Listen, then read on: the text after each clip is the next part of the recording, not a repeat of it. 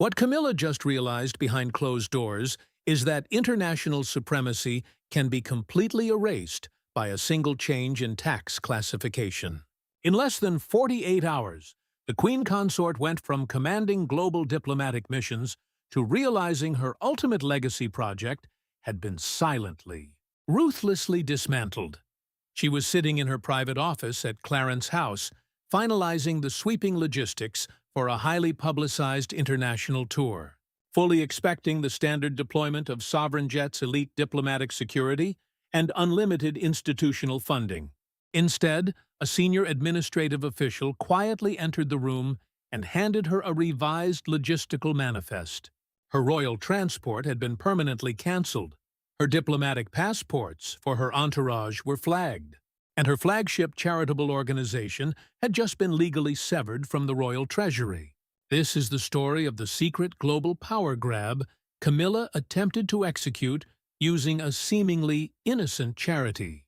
How Prince William uncovered the forensic paper trail of her Trojan Horse organization.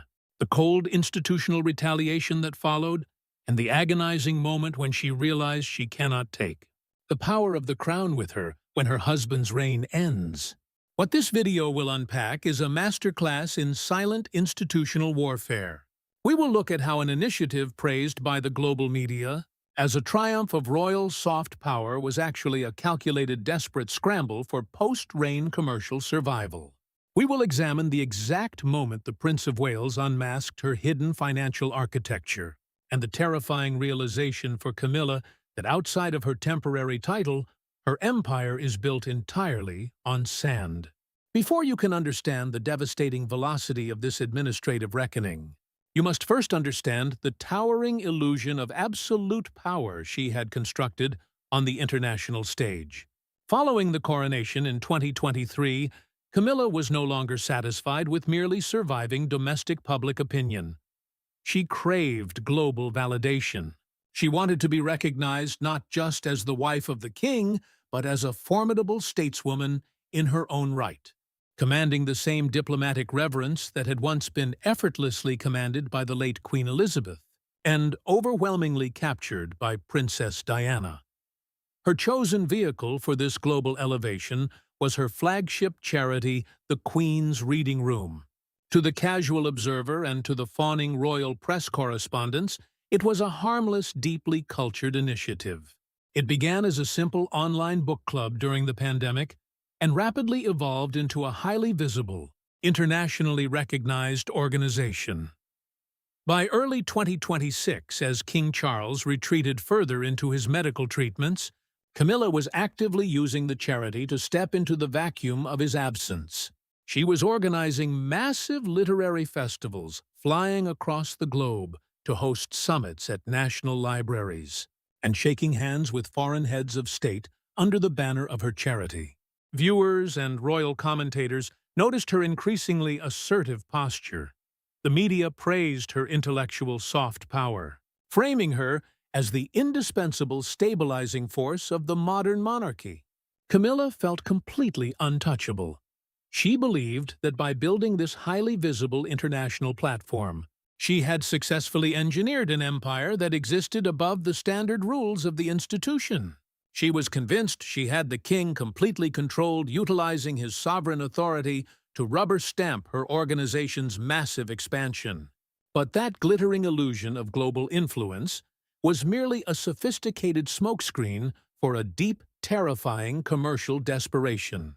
Behind the administrative curtain, what appears to be true is that Camilla is acutely aware of the brutal forensic reality of the British monarchy. She knows that she owns absolutely nothing. She knows that the moment King Charles passes away, or officially abdicates, her constitutional relevance drops to zero. She will lose her unlimited access to the sovereign grant, her control over palace logistics, and her unyielding grip on the royal narrative.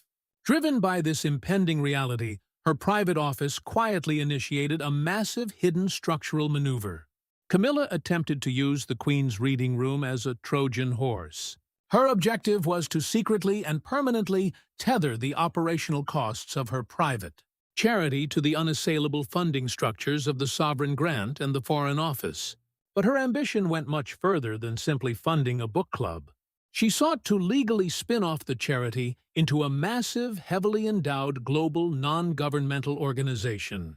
She drafted internal plans to populate the executive board of this new global entity with her own loyalists, quietly embedding her non-royal children and close associates into highly paid, prestigious administrative roles.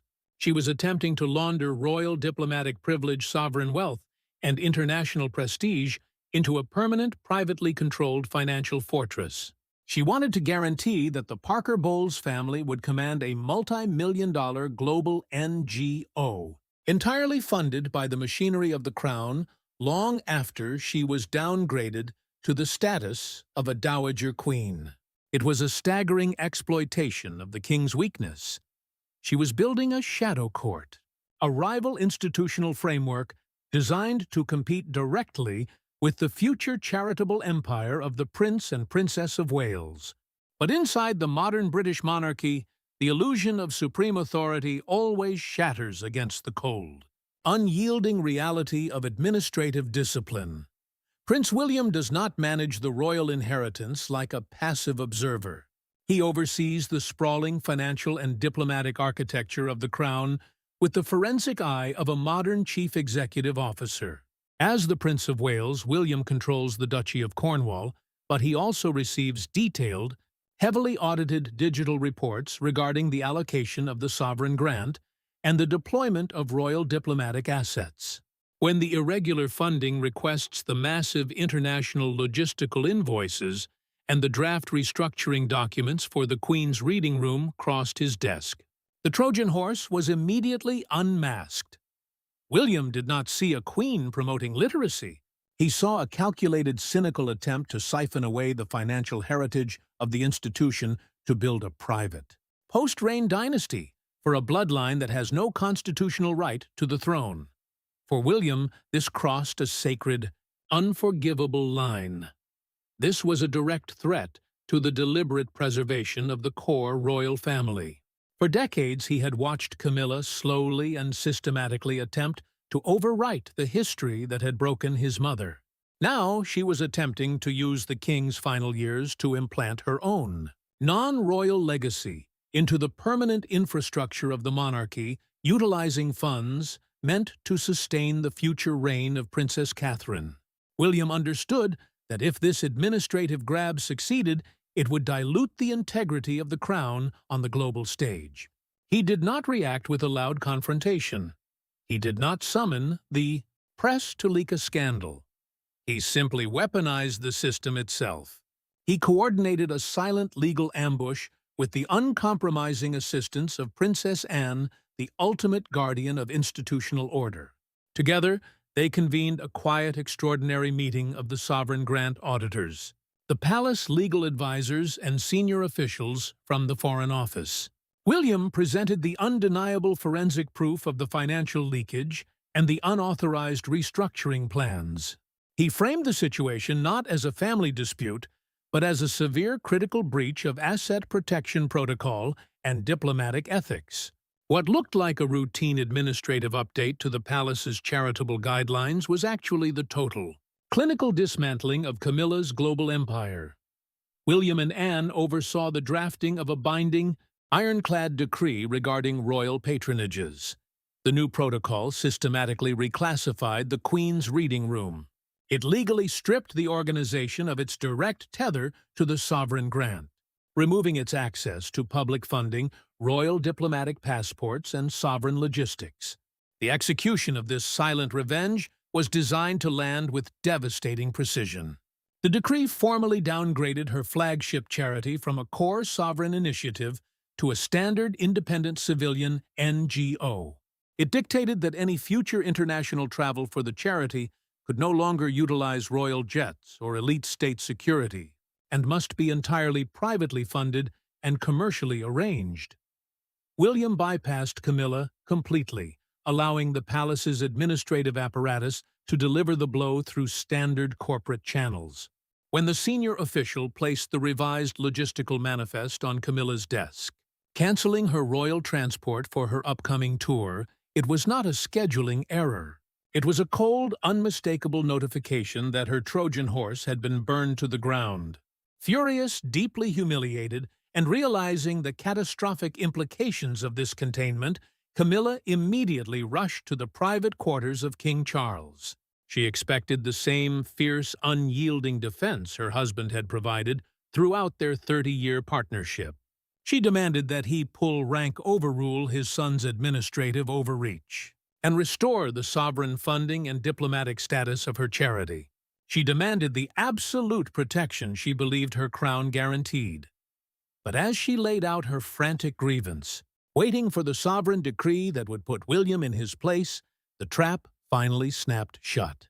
King Charles did the one thing she never expected. He did absolutely nothing. Looking exhausted and profoundly resigned, the king sat in agonizing silence, staring at the floor, offering his wife no defense and no reprieve. In that suffocating moment of silence, Camilla finally understood the terrifying reality of her position. The silence of King Charles in that private room was not merely the failure of a husband to protect his wife. It was the formal institutional surrender of a reigning monarch. For 3 decades, Charles had moved heaven and earth to validate Camilla, challenging the established church, defying public hostility and straining his relationship with his own mother just to place a crown on her head. Yet when confronted with the cold digital evidence of her global overreach and his son's flawless execution of protocol, he sat completely paralyzed. His silence was the definitive psychological climax of their entire partnership. Charles was not simply choosing his son over his wife. He was acknowledging a brutal constitutional reality. The king understood that the sovereign is merely a temporary custodian, while the diplomatic weight and the crown itself belong to the future. By refusing to overrule William and Anne, Charles effectively signed the decree of his wife's impending isolation, leaving her to face the machinery of succession completely unprotected. To fully grasp the staggering reality of Camilla's defeat, you have to look past the international state visits, the global literary summits, and the velvet ropes to examine the cold, forensic financial architecture of the British monarchy. This is where the illusion of absolute power crashes into the brutal reality of commercial desperation. When the public looks at Camilla, they see a queen commanding international audiences. But behind the administrative curtain, the truth is entirely different. Camilla owns absolutely nothing. When Charles ascended to the throne, the multi-billion-dollar engine of the Duchy of Cornwall passed automatically and entirely into the hands of Prince William. William controls the private money.